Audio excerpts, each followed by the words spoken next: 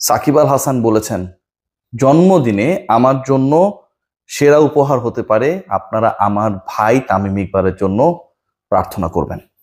সে যেন সুস্থভাবে, যেভাবে বারবার ব্যাক করেছে, বারবার প্রতিপক্ষকে পরাজিত করেছে, ঠিক সেই ওয়েতে আরো একবার জীবনের ইনিংসে ব্যাক করতে পারে। সাকিব আল হাসানের বাবা তিনি বলেছেন, তামিম ইকবাল আমার সন্তানের মতো। বাপ বেটার রোলটা দেখেন, সাকিব এবং তার বাবা। সাকিব বলছেন আমার ভাইয়ের জন্য আপনারা দোয়া করবেন, আমার জন্মদিনের সেরা উপহার। আর তার বাবা বলছেন তামিম আমার সন্তান। বাংলাদেশের ক্রিকেটে এই দুইটা বাক্য রাইট নাও, তামিম আমার ভাই, তামিম আমার সন্তান, এই মুহূর্তে আমার কাছে মনে হয় সবচেয়ে ট্রেন্ডিং ইস্যু সার্জিস আলম এবং তাসনিম জারার যে ফেসবুক স্ট্যাটাস রাইট নাও, সেটার থেকেও অনেক অনেক অনেক বেশি গুরুত্ব রাখে। বাংলাদেশের ক্রিকেট, বাংলাদেশের আবেগ, বাংলাদেশের কষ্ট, দুঃখ, হাসি, কান্না, বাংলাদেশের মানুষের বিভেদ, সবকিছুর মূলে যখন এই দুজন ক্যারেক্টার, তার অর্থ আপনাকে বুঝতে হবে যে মানুষ তাদের কতটা ভালোবাসে। তারা বিভক্ত হয়ে গেলে পুরো জাতি বিভক্ত হয়ে যায়, তারা উইকেট ডাক দিলে পুরো জাতি এক হয়ে যায়। সাকিব আল হাসান নিজেকে ধরে রাখতে শুধু পারেন নাই, ফেসবুকে যখন বলেছেন সে আমার ভাই, মানে বুঝতেছেন সাকিবের মতো একজন যার মধ্যে সেই আবেগ কাজ করে না, তিনি বলেছেন তামিম আমার ভাই, আমার ভাইয়ের জন্য সবাই দোয়া করবেন। বেস্ট বাডি না, আমার ভাই, মিন করে ভাই অনেক কিছু। সাকিব আল হাসান যখন সেই কথাটা বলেন, বুঝতে হবে তার হৃদয়ের রক্তক্ষরণটা কোন অবস্থায় ছিল। তামিমের যদি আল্লাহ না করুক কোনো একটা বড় বিপদ হয়ে যেতে পারত, হয়েছে, আরো হতে পারত, সাকিব আল হাসানের অবস্থা কেমন হতে পারত আপনারা ভাবতে পারেন। তার বাবা মাকে পাঠিয়ে দিয়েছেন, যেখানে তার সম্পত্তি ক্রোক করার নির্দেশ রয়েছে, যেখানে তিনি বাংলাদেশে আসতে পারছেন না, নানাবিধ রাজনৈতিক চ্যালেঞ্জের কারণে তার ক্রিকেটেও ক্যারিয়ার শেষ হয়ে গেছে। তামিমের জন্মদিনের দিন যিনি আবারও তৃতীয়বার পরীক্ষায় পাশ করার খবর জানিয়েছেন যে he is back with his allround role, সেই সাকিব আল হাসান তার বাবা মাকে পাঠিয়ে দিয়েছেন প্রিয় বন্ধুকে, বাডিকে, ভাইকে দেখবার জন্য অখ্যাত সাভারের সেই হসপিটালে। আরো একবার হয়ে যাবে সাকিব তামিম। যখন আমরা দেখলাম যে সাকিব তামিমের এই সম্পর্কের জায়গায় আজকে সকালে একটা নতুন মোড় নিল, এবং সেই মোড়টা এমন একটা পর্যায়ে গেল যেখানটায় গিয়ে আনএক্সপেক্টেডলি কেউ এটা কল্পনা করতে পারে নাই, কেউ ভাবতে পারে নাই সাকিবের বাবা মা কেপিজি হসপিটালে গিয়ে উপস্থিত হবে। সেটাই ঘটেছে। বাংলাদেশের ক্রিকেট এখন সবচেয়ে বেশি প্রয়োজন ঐক্য, এবং বাংলাদেশের ক্রিকেট যে নষ্ট হয়েছে, ধ্বংস হয়েছে, পিছিয়ে পড়েছে, বিতর্কিত হয়েছে, সমালোচিত হয়েছে, সেটার সবচেয়ে বড় কারণটা হচ্ছে এই ঐক্যহীনতা। সাকিব তামিম যখন এরকম ছিলেন তখন এরকম ছিল বাংলাদেশের ক্রিকেট, আর এই অবস্থা থেকে সাকিব তামিম যখন এরকম হয়ে গেলেন, বাংলাদেশের ক্রিকেট উপর থেকে নিচে নেমেছে। একবার ভেবে দেখুন না, এই দুই বাড়িকে, বেস্ট বাড়িকে, দুই ভাইকে বাংলাদেশের ক্রিকেট, বাংলাদেশের মানুষ, বাংলাদেশের সাধারণ জনতা কতটা মিস করে, কতটা মিস করেছে এতদিন। সাকিব আল হাসানের ওই স্ট্যাটাসে গিয়ে কোনো তামিমিয়ান কোনো বাজে কমেন্ট করে নাই, তামিম ইকবালের অসুস্থতা নিয়ে কোনো সাকিবিয়ান কোনো বাজে কথা বলে নাই। এটাই তো ঐক্য। বাংলাদেশের সাকিবিয়ান, তামিমিয়ান, আলটিমেটলি এরা কারা? এরা মিলেই সাকিব তামিম, এরা মিলেই আমরা। কেউ দেখাতে পারবে না যে কোনো ধরনের বাজে, অপ্রীতিকর কোনো কটূক্তি এখানটায় হয়েছে। সাকিবের সাপোর্টার, বিশাল বিশাল এনগেজমেন্ট সাকিব আল হাসানের। সাকিব আল হাসানের যারা সাপোর্টার, পাগলা সাপোর্টার, উড়াদুরা সাপোর্টার আমার বিরুদ্ধে প্রায় প্রায় লাগে, আমি তো জানি এদেরকে।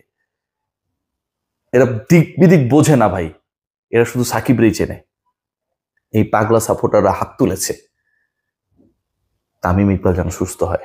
তখনও সাকিব আল হাসানের স্ট্যাটাস আপলোড হয় নাই, তার আগে যতক্ষণ স্ট্যাটাস আপলোড হয় নাই, আমরা তো শুধু ওই স্ট্যাটাসই চিনি। ইদানিং স্ট্যাটাস স্ট্যাটাস পলিটিক্সে খেলা চলছে, স্ট্যাটাসটাই আমরা চিনি, এর বাইরে কোনো কিছু চিনি না।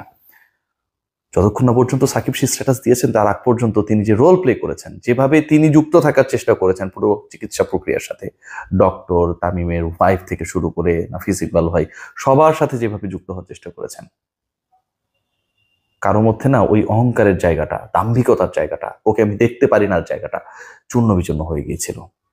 ভাবতে পারেন সাকিব আল হাসানের বাবা কতটা রিলিফড সাকিব আল হাসানের মা কতটা ভাগ্যবান নিজেকে মনে করছেন যে তার সন্তানকে, যেই সন্তানটা মৃত্যু মুখ থেকে ফিরে এসেছে, তিনি গিয়ে হাসি মুখে দেখতে পেরেছেন তার সন্তানকে। এই সাকিব তামিম যখন একই রুমে থাকতো, একই ফ্ল্যাটে থাকতো, দুজনের ফ্যামিলি মেম্বাররা, তামিম ইকবালের বাবা ছোটবেলায় মারা গেছে, ইকবাল আঙ্কেল,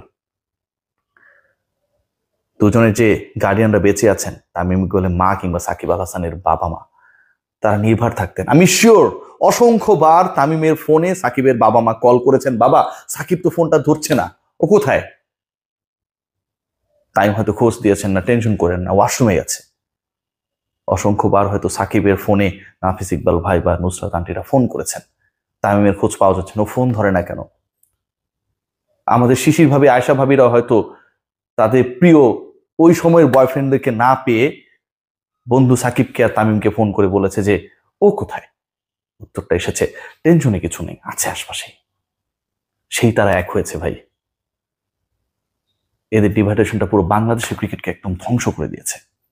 বাংলাদেশের ক্রিকেটের ব্র্যান্ডিং, বাংলাদেশের ক্রিকেটের ইমেজ, বাংলাদেশের ক্রিকেটের ইমোশন, বাংলাদেশের ক্রিকেটে আসলে সাকিব তামিমকে অমিট করার পর যেন কোনো কিছুই নাই। কথা আছে না যে হাতি মরলেও ওর দামটা আসলে কমে না কখনো। হাতি হাতি ভাই। সাকিব তামিম খেলুক আর না খেলুক, এই যে অসুস্থ হয়েছে, আরেকজন দিক বিদিক ছুটে গেছে, আরেকজন তার খোঁজ রাখার চেষ্টা করেছে, হয়তো কিছুই করতে পারে নাই কিন্তু অনেক কিছু করেছে, আরেকজন সংগ্রাম করেছে যে আমাকে ফিরে আসতে হবে আরো একবার। এই যে দুজনের যুদ্ধ, দুজনের লড়াই, দুজনের কানেক্টিভিটি, আমার কাছে মনে হয় বাংলাদেশের ক্রিকেটে 2025 সালের বেস্ট মোমেন্ট। এর থেকে ভালো কিছু হতে পারে না। দেশে সাকিবের সেই সাক্ষাৎকার, তামিমের সেই কান্না ভেজা বিদায়, কত কিছু হয়েছে না, সবকিছুকে দূর করে দিয়েছে স্বয়ং আল্লাহ। কারণ মানুষ জানে না যে তার জীবনের যে কোনো সময় শেষ বাঁশি বাজতে পারে। সেটার জন্য বাংলাদেশ ভারত ম্যাচের 90 মিনিটস পর্যন্ত লেবানিজ রেফারি কখন বাঁশি বাজাবে সেটার কোনো অপেক্ষা করতে হয় না। এই রিয়েলাইজেশনটাই বাংলাদেশের ক্রিকেটে বাংলাদেশের সাধারণ মানুষকে তামিম ইকবালের অসুস্থতা দেখিয়ে দিয়েছে। সাকিব তামিম আরো একবার মাঠে আসুক, রিসেপশন নিক, বাংলাদেশ ক্রিকেট বোর্ড তাদেরকে মাঠে আনুক। ক্রিকেট বোর্ডের তখন আমার কাছে মনে হচ্ছে একটা মোরাল রেসপন্সিবিলিটি, যত বাধাই থাকুক এটাকে ম্যানেজ করে সাকিব আল হাসান যেন অন্তত বাংলাদেশে ফিরতে পারে, তাকে যেন একটা ভালো রিসেপশন দিতে পারে, এনশিওর করার চেষ্টা তো অন্তত বাংলাদেশ ক্রিকেট বোর্ড করতে পারে।